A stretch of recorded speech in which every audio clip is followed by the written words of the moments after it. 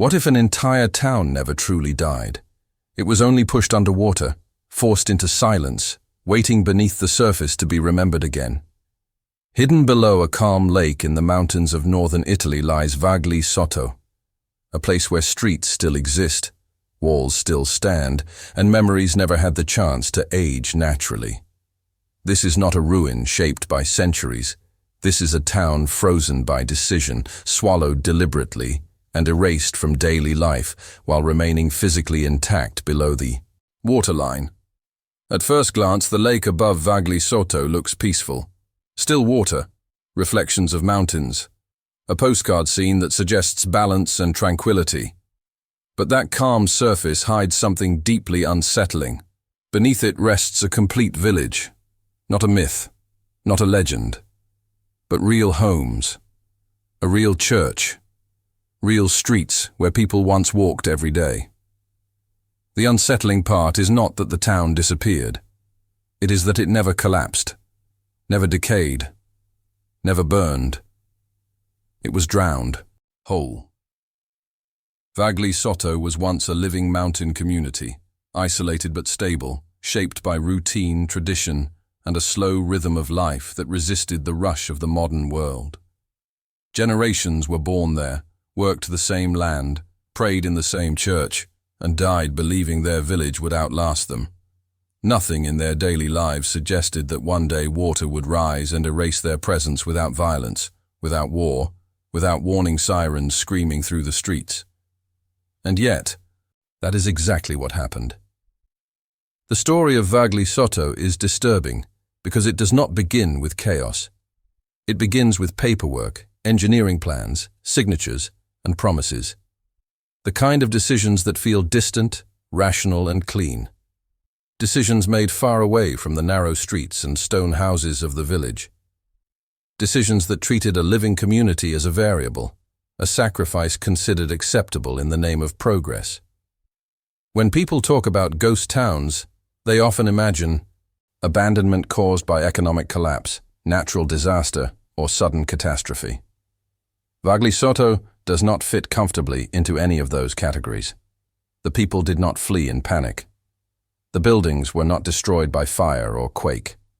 Instead, the town was systematically emptied, its population relocated, its fate sealed long before the first drop of water arrived.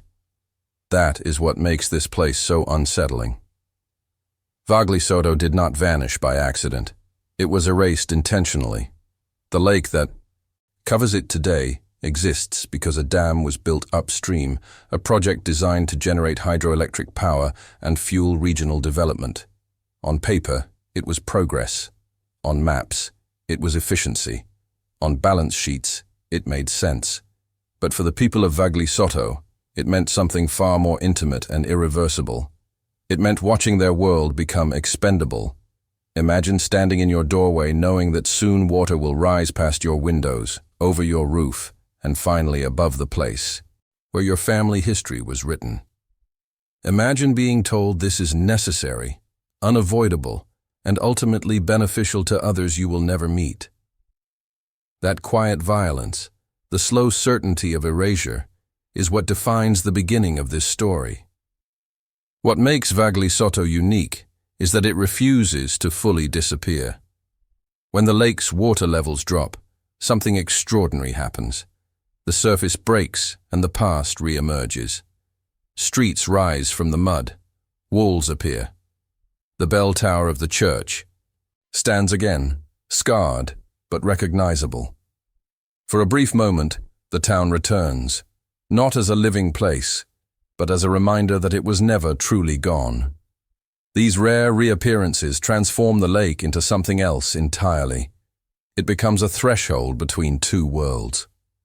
Above, modern life continues. Below, a town waits, intact enough to provoke discomfort, loss, and unanswered questions. Visitors who have witnessed these moments describe a strange silence, heavier than absence, as if the town itself remembers what was taken from it. There is something deeply human about submerged places. They challenge the idea that progress always moves forward cleanly. They expose the cost hidden beneath infrastructure and innovation. Vagli Sotto is not only a ghost town. It is a preserved wound, sealed under water but never healed. And the most unsettling truth is this: the water did not erase the town's identity. It only concealed it. The homes are still there. The streets are still mapped. The past is still physically present, unreachable yet intact. This creates a tension that refuses resolution, a sense that the story did not end, it was simply submerged. Because once you understand what lies beneath that lake, the surface is never calm again. It becomes a cover, a mask. And the question lingers, heavier with every detail revealed. If this town can disappear without collapsing, without burning, without war, how many others were erased just as quietly? If this story is already making you uneasy, that reaction matters. Stories like Vagli Sotto only survive because people choose to question what they see on the surface and look deeper.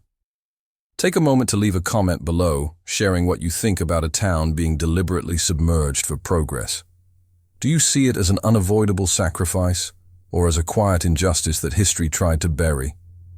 Understanding stories like this requires attention, curiosity, and a willingness to face uncomfortable truths. If you are following this investigation so far, make sure to leave a like to support this kind of deep, carefully researched storytelling. And if you want to keep exploring forgotten places, lost cities, and dark chapters of human history that most people never hear about, consider subscribing to the channel. Your engagement is what allows these stories to continue being told. Now tell me this in the comments. Would you live above a town you knew was still intact beneath the water? Long before the water ever touched the rooftops, Vagli Sotto was already living on borrowed time. To understand how an entire town could be erased so methodically, you have to look at what life was like in the years leading up to its disappearance. Not the dramatic final moments, but the slow, uneasy transition from normalcy to inevitability. Vagli Sotto was a small mountain village in Tuscany, surrounded by steep hills, forests, and stone paths that had barely changed for centuries. Life there followed a predictable rhythm. Families knew each other by name. Fields were worked the same way generation after generation. The church bell marked time more reliably than any clock. This was not a place built for speed or expansion. It was built for continuity. Most residents lived modest lives, rooted deeply in land and routine. Their homes were not temporary structures. They were stone houses meant to last. Many families could trace their presence in the village back hundreds of years. That sense of permanence was not symbolic. It was physical. Walls built by ancestors. Streets worn smooth by familiar footsteps. A landscape shaped by memory rather than planning commissions. The first rumors did not arrive loudly. There were no emergency meetings, no public panic. Instead, there were whispers, conversations overheard in neighboring towns, engineers surveying land, officials asking questions that felt strangely specific. At first, it sounded abstract. A dam project somewhere in the valley. Hydroelectric. Development. Energy needs for a growing region. Words that felt distant, technical, and harmless. Most people did not immediately connect those plans to the end of their town. Projects like that happened elsewhere, to other people. Vagli Sotto had survived wars, regime changes, economic hardship. It had endured. There was no reason to believe this would be different. But slowly, certainty began to fracture. Officials returned. Measurements became more frequent. Maps were drawn that included the village, not as a community, but as a zone, a future floodline, a calculation. That was the moment when unease turned into fear, because once your home is reduced to a contour on a technical drawing, its fate is no longer personal. It is procedural. Residents were told relocation would be necessary, not optional, necessary. Compensation would be provided.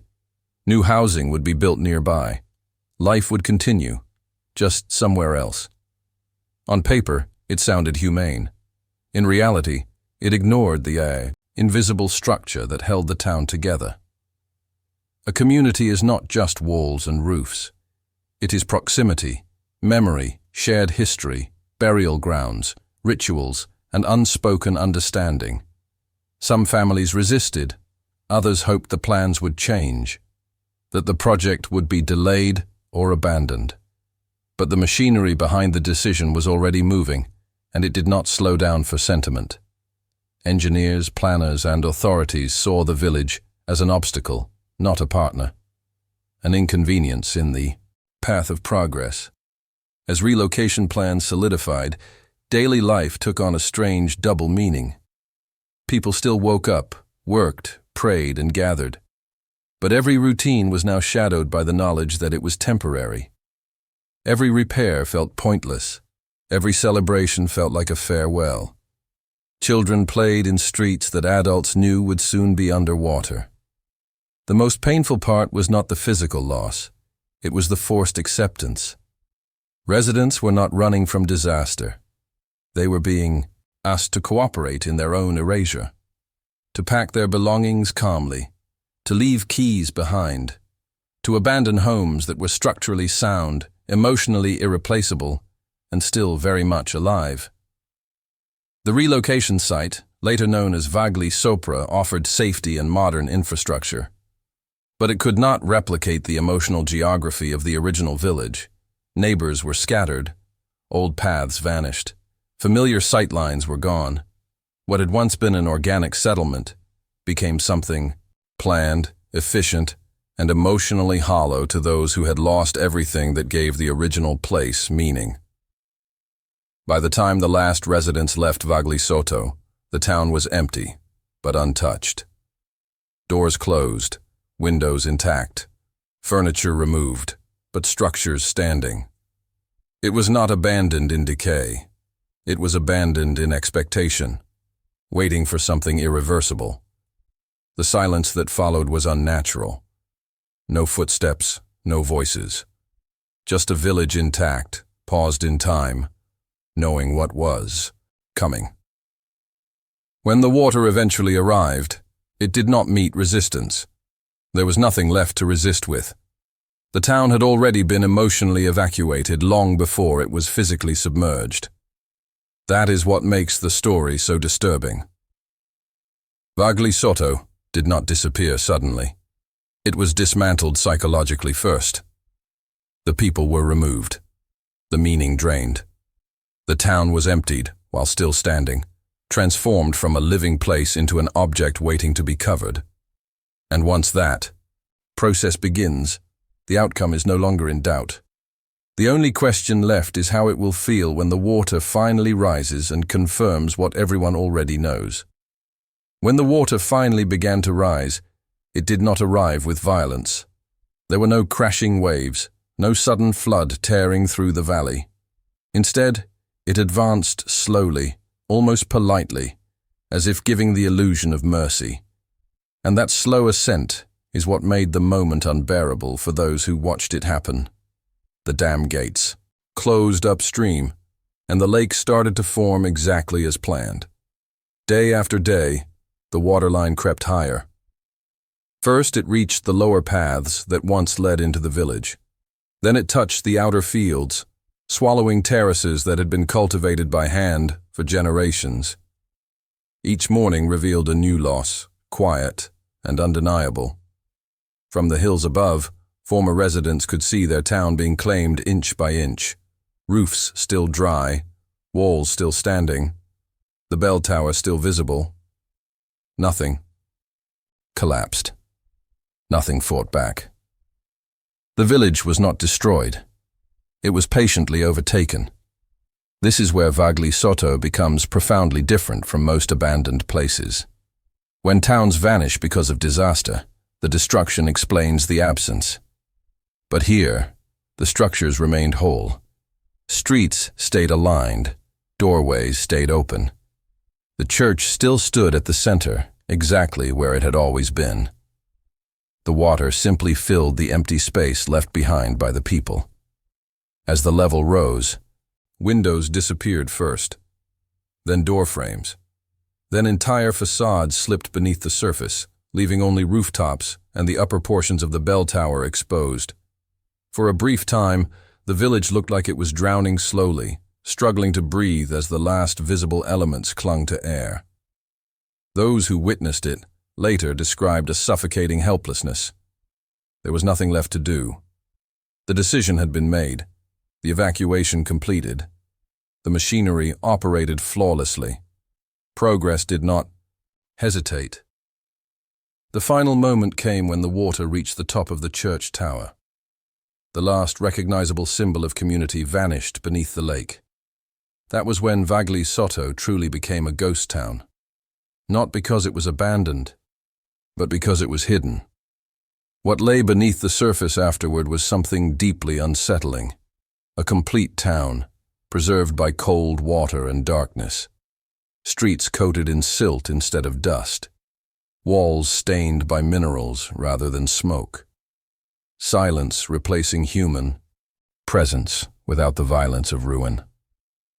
Divers who later explored the submerged village reported an overwhelming sense of wrongness. Not fear in the traditional sense, but disorientation. Buildings still recognizable. Layout still logical, yet stripped of purpose. A place designed for life now existing in suspension. The water acted as both preserver and censor. It slowed decay while denying access. It turned memory into something unreachable. The town was not allowed to age naturally. It did, not collapse, erode, or adapt. It remained trapped in a permanent state of interruption. That interruption changed how people related to the place. Former residents spoke of recurring dreams where they walked familiar streets underwater, weightless, unable to speak. Others avoided the lake entirely, unable to reconcile the beauty above with the loss below. The lake became a boundary not just between land and water, but between past and present. What makes this moment especially disturbing is how clean it was. No ruins, no ashes, no visible tragedy. From the outside, it looked like success. A functional reservoir, reliable energy, a calm surface reflecting mountains and sky. Everything worked as designed. But beneath that surface sat proof of what was traded away. Entire lives reduced to coordinates on a submerged map. A community sacrificed not because it failed, but because it stood in the way. That reality challenges the comforting idea that progress always replaces something broken with something better. In Vagli Sotto, progress replaced something living with something efficient. And efficiency does not mourn. The water stopped rising eventually. The lake stabilized. Time moved on above the surface. New generations grew up unaware of what lay beneath their boats and reflections. But the town remained, intact enough to remember, hidden enough to be ignored. The day the water began to retreat was never announced. There were no public warnings, no ceremonies, no preparation for what would resurface. It happened quietly, as a technical necessity. Maintenance on the dam, adjustments to the reservoir, a temporary lowering of the water level. To engineers, it was routine. To the past, it was an opening. As the lake drained, something impossible started to happen. Shapes appeared where there should have been nothing. Lines beneath the surface sharpened into edges. Mud cracked and pulled away to reveal stone. Slowly, almost reluctantly, Vagli Sotto returned. The first thing to emerge was not a house or a street, but a sense of unease. People standing at the shoreline felt it immediately. This was not a ruin discovered after centuries. This was a place that had been alive within living memory. Parents recognized corners where they once stood as children. Elderly former residents pointed silently, unable to speak, their bodies remembering before their minds could catch up. As more water drained away, the town revealed itself with brutal clarity. Streets ran exactly as they always had. Walls stood upright. Doorways still framed empty interiors. The church rose again, stripped of its roof, but unmistakable. It was not a skeleton. It was a body resurfacing. What disturbed observers most was how intact everything looked. Time had not softened the edges. Decay had not completed its work. The water had preserved as much as it had destroyed. Mud coated the floors. Algae stained the walls, but the structure of daily life remained legible. You could trace the path from home to church, from kitchen to street, from memory to reality. People walked carefully through the exposed village, unsure of what rules applied. Was this a grave, a ruin, a crime scene? No signs explained how to behave. Some visitors treated it like an archaeological site, photographing walls and foundations. Others moved slowly, respectfully, as if they were trespassing in someone else's memories. For former residents, the experience was overwhelming. They did not see ruins. They saw interruptions. They saw the place where a life had been paused rather than finished. Many reported a strange emotional dissonance, relief at seeing the town again, pain at realizing it could never be lived in again, anger at how temporary the reunion was, because everyone knew the water would return. That knowledge created an unbearable tension. Every moment felt borrowed. The town had resurfaced, but it was not forgiven. It was not restored. It was only exposed. A reminder, not a resurrection. Children played among the stones, unaware of the weight beneath their feet. Adults watched, uncomfortable, unsure whether joy or silence was more appropriate. The media arrived quickly. Cameras captured dramatic images of the ghost town standing in the open air, framed by mountains. Headlines called it a miracle, a curiosity, a forgotten village reborn, but those words felt wrong to the people who had lived there. Nothing about this was rebirth. It was a controlled exhumation. As the days passed, the novelty faded. The water level stabilized at its lowest point. Visitors thinned out. Former residents returned one last time. Some stood in front of where their homes had been. Others avoided those places entirely, unwilling to reopen wounds they had spent decades learning to live with. Then, just as quietly as before, the process reversed. The dam adjustments ended. The gates reopened. The lake began to fill again. Slowly at first, then steadily. The waterline climbed the same way it had decades earlier, retracing its path. Streets disappeared. Walls sank. The church tower vanished once more. The town returned to silence. For many, this second submersion was worse than the first. The original loss had been accompanied by explanations, promises, and the illusion of choice. This time, there were no justifications, only inevitability. The town had been allowed to breathe for a moment, just long enough to remind everyone of what had been taken. After the lake refilled, something changed. The surface no longer looked neutral. It felt intentional, like a lid placed carefully back onto something that was not meant to be seen. The beauty of the water now carried discomfort. Reflection replaced by suspicion. Calm replaced by awareness. Vagli Sotto had proven something unsettling. That erasure is not always permanent. That memory can resurface when conditions shift, and that what lies beneath modern landscapes is often far more complicated than progress narratives suggest. The lake did not just cover a town, it buried a decision. And when that decision briefly resurfaced, it forced everyone to confront a question that never truly goes away. If a place can be erased once, revealed again, and erased again, what does that say about how fragile our sense of permanence really is? What remains beneath the water is not chaos. That is what makes Vagli Sotto so disturbing. If the town had collapsed, if roofs had caved in and streets had dissolved into rubble, the mind could accept it as a natural ending. But beneath the lake, order still exists, structure still exists, intention still exists, and that changes everything.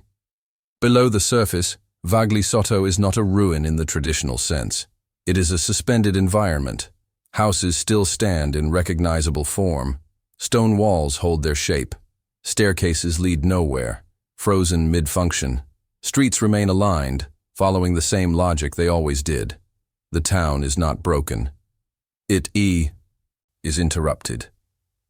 The church is the most haunting presence. When divers and researchers mapped the submerged village, they found that the central church, once the emotional anchor of the community, remained largely intact. Its walls endure. Its layout is still readable. The absence of a roof only emphasizes the fact that the structure was not destroyed by violence, but by removal from its purpose.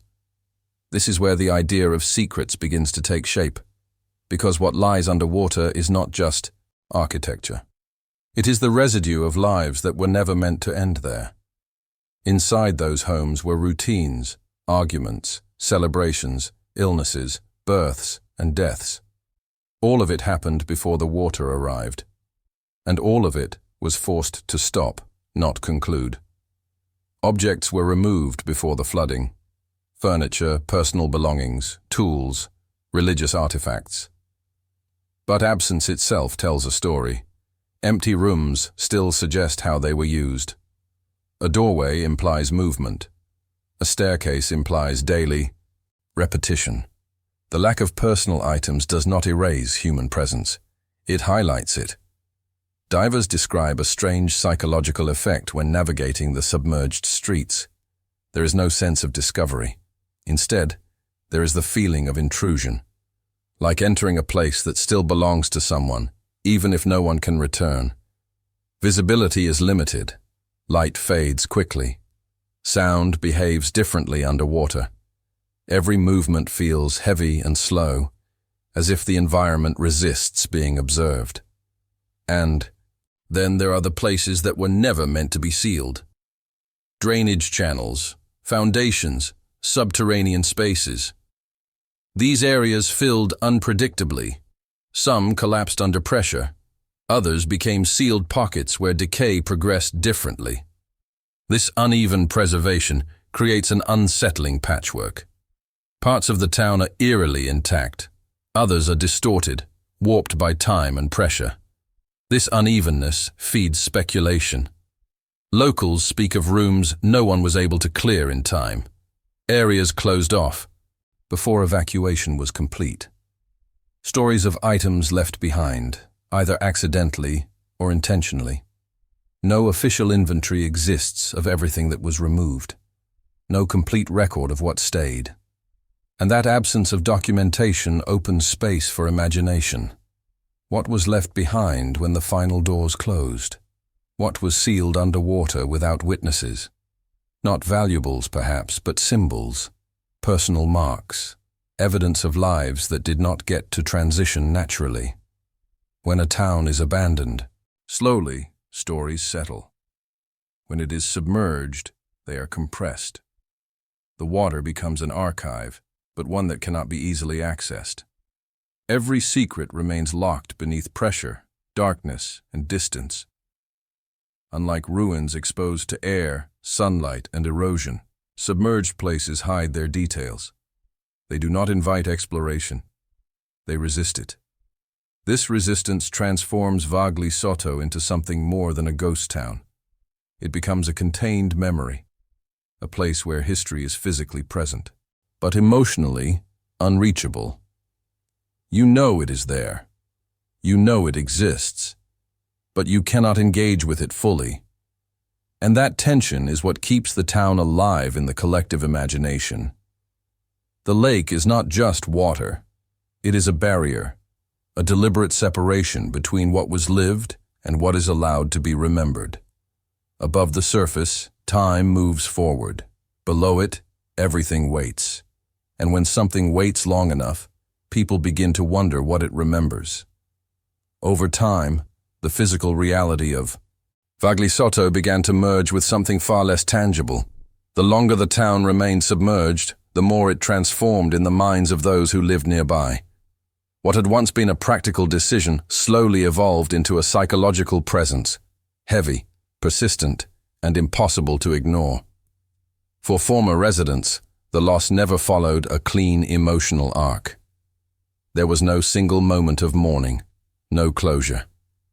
Instead, grief stretched across decades, resurfacing whenever the lake changed, whenever the water level dropped, whenever a conversation drifted back to the old village. The town was gone, but it was never fully absent. That unresolved state made healing difficult. Many spoke of a quiet, lingering unease. Not fear exactly, but a sense of displacement that never corrected itself. Even after settling in new homes, even after years passed, something felt unfinished. People described dreams where they walked familiar paths, only to find them submerged, their steps slowed, their voices unable to carry. Others avoided the lake entirely, unable to reconcile the beauty above with the memory below. The younger generations absorbed this tension without fully understanding it. Children grew up hearing fragments of stories, a house that used to stand there, a church that once rang bells, a street that disappeared. These stories were never told as legends. They were told as facts, unfinished and heavy. That distinction mattered. Legends fade, facts linger. As time passed, rumors began to circulate.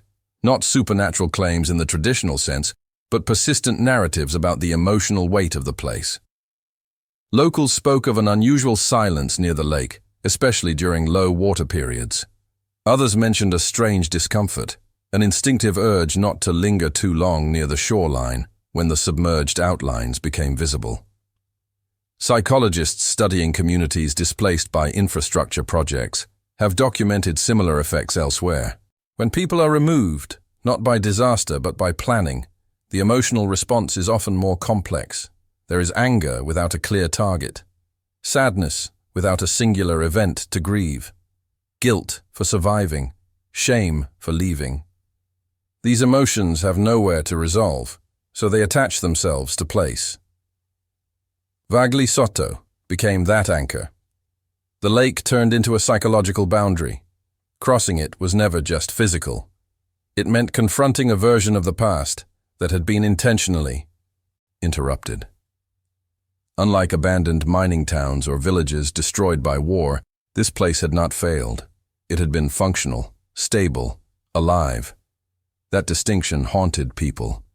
Some locals avoided speaking about it altogether. Silence became a coping mechanism.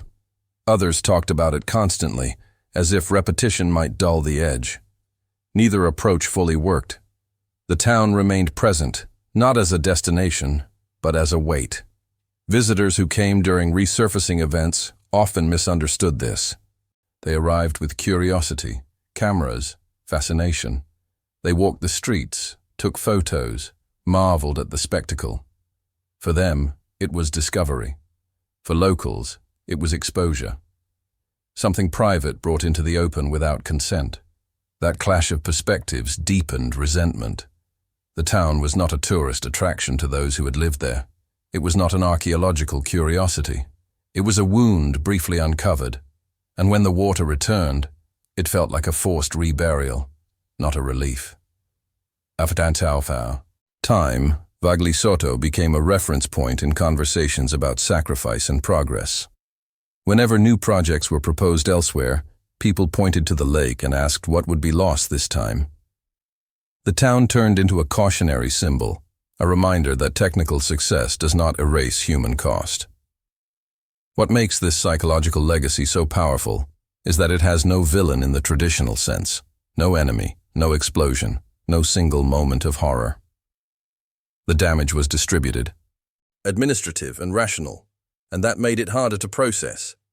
Because how do you argue with inevitability when it arrives politely, with compensation forms and relocation plans? The town beneath the water became a container for unanswered questions, about who decides what is expendable, about whose history is allowed to continue above ground, about how easily entire communities can be reduced to data points when larger systems demand efficiency.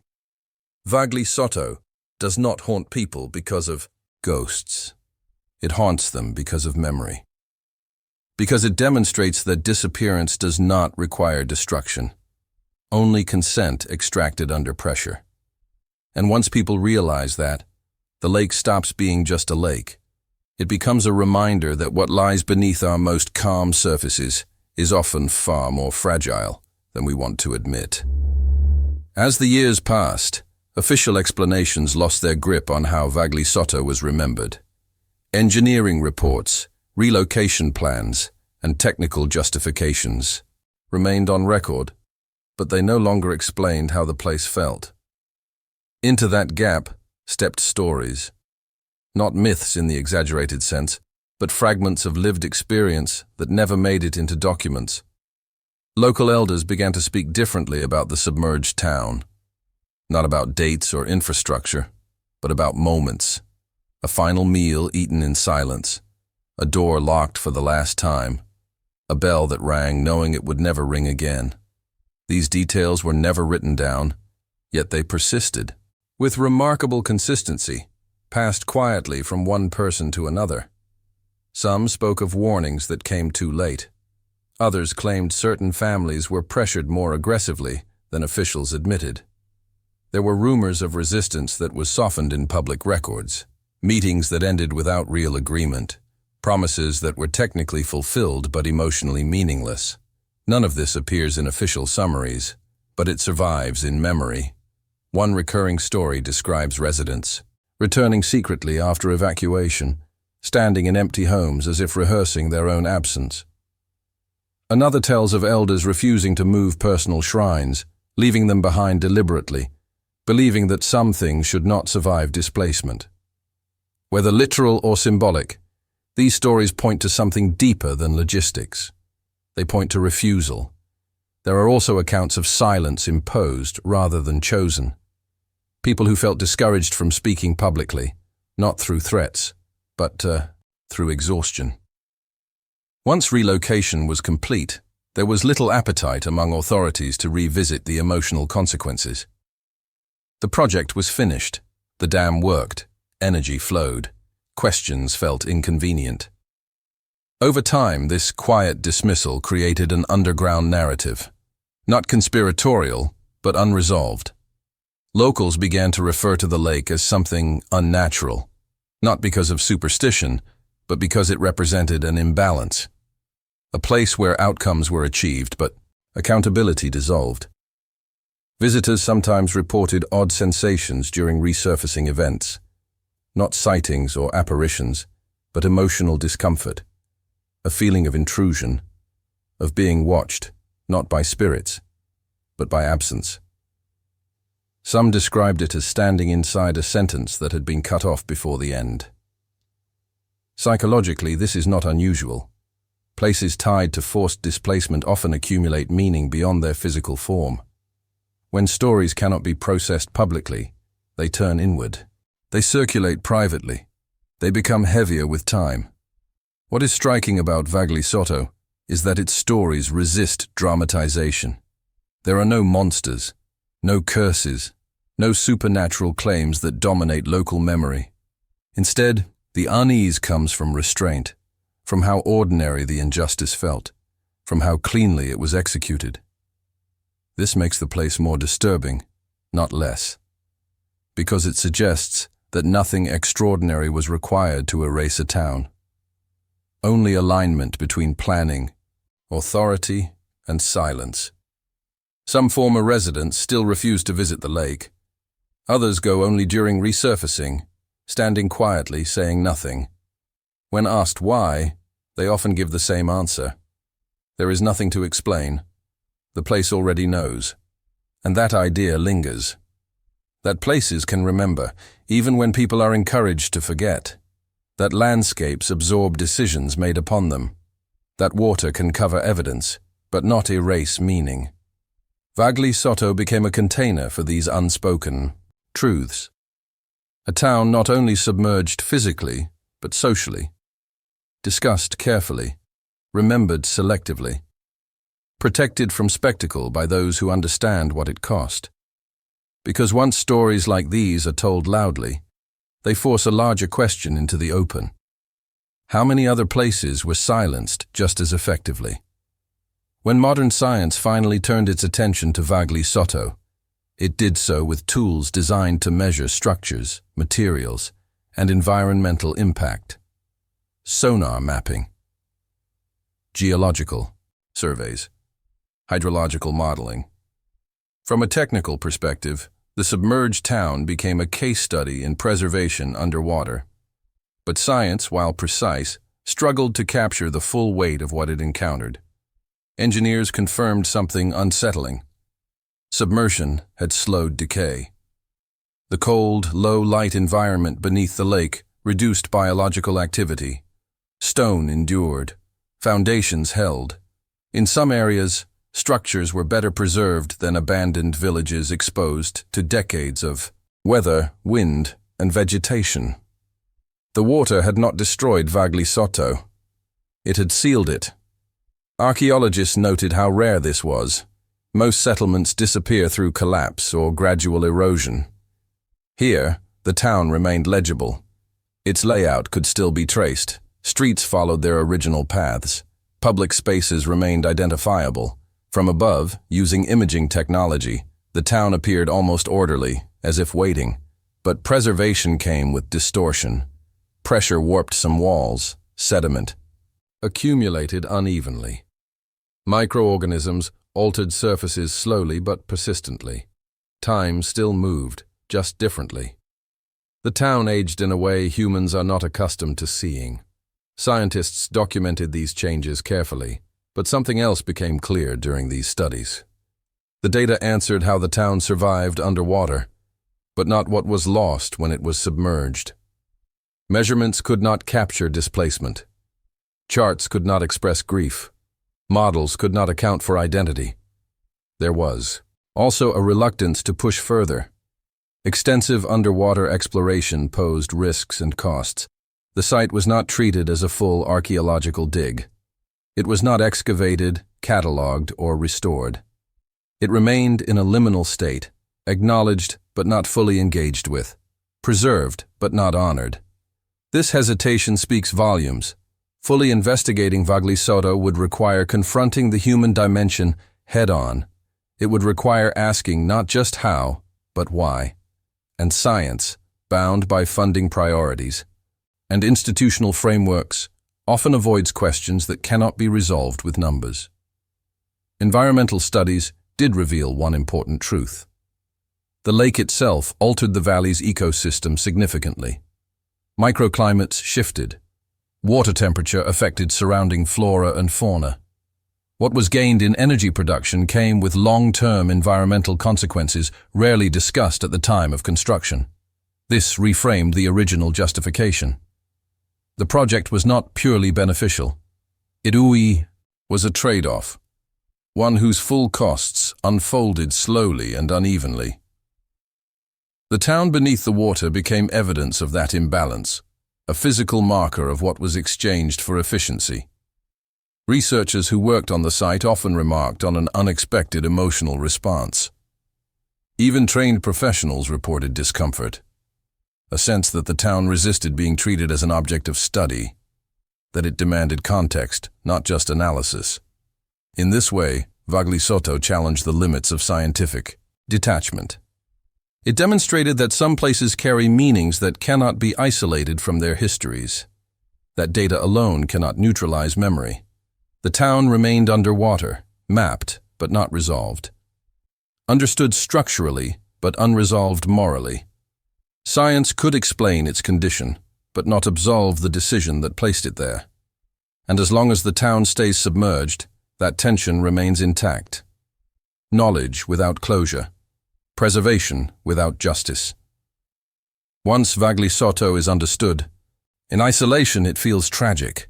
But when it is placed beside other submerged towns around the world, something more disturbing emerges. A pattern, not of accident, but of repetition.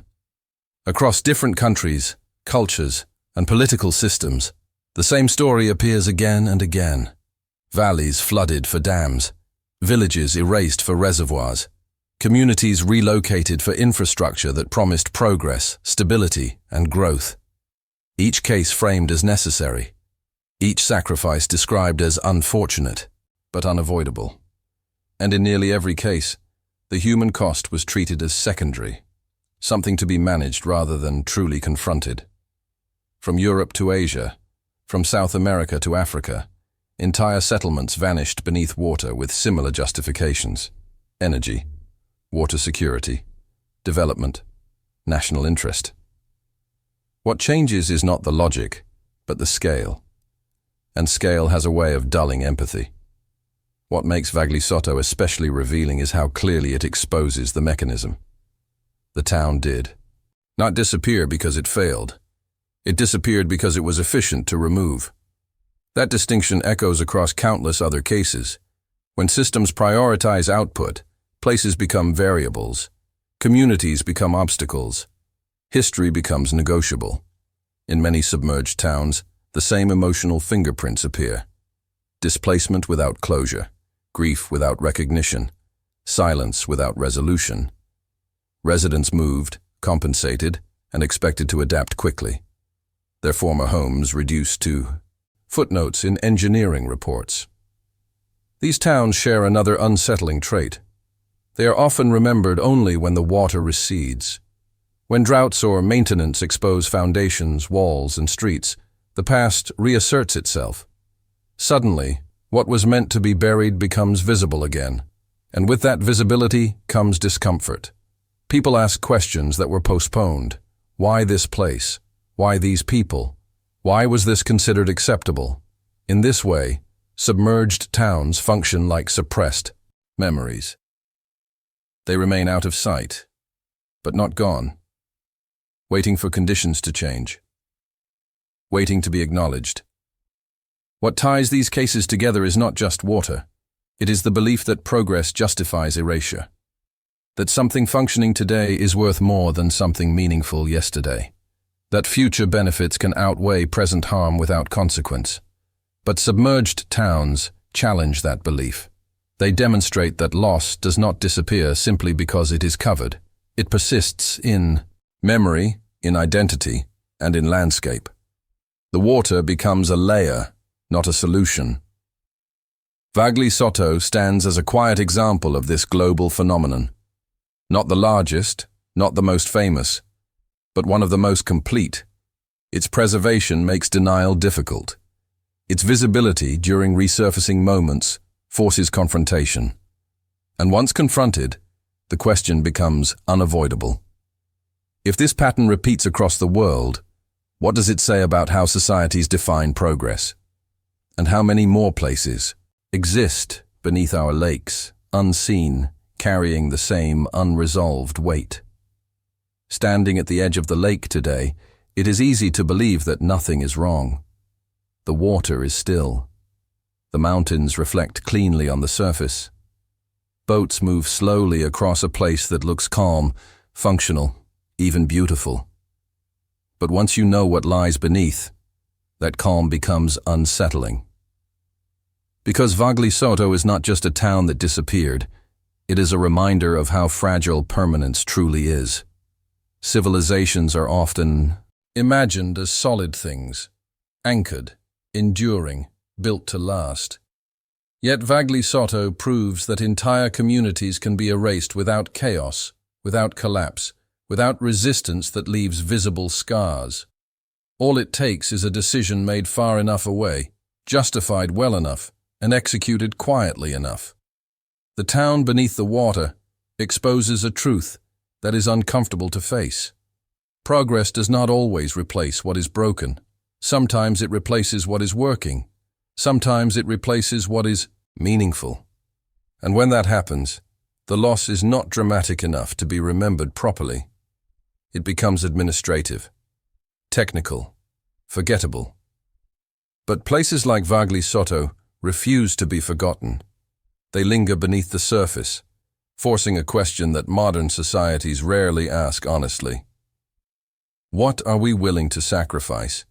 And who gets to decide when something is expendable? The people of Vagli Sotto did not vanish because they failed. They vanished because they were outweighed. This is why submerged towns carry such power. They sit between existence and absence, not ruins reclaimed by nature, not cities rebuilt after disaster, but places intentionally paused, sealed away, and left unresolved. Their presence challenges the narrative that time always moves forward cleanly. The town still exists. Its streets are still there. Its foundations still hold. It has not been reduced to dust or legend.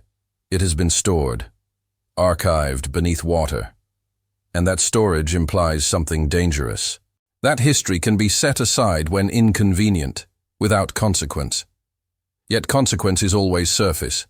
They surface in the stories passed down, in the discomfort locals feel near the lake, in the unease visitors experience when the water recedes, in the realization that modern landscapes often conceal past decisions we would rather not examine. Vagli Sotto does not ask to be restored. It does not demand revenge or recognition.